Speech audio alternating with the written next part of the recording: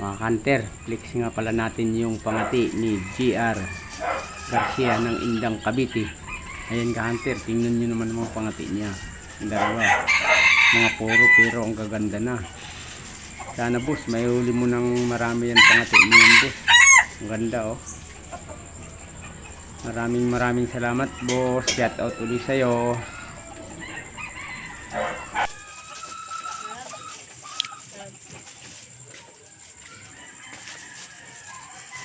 Sa bibidyo.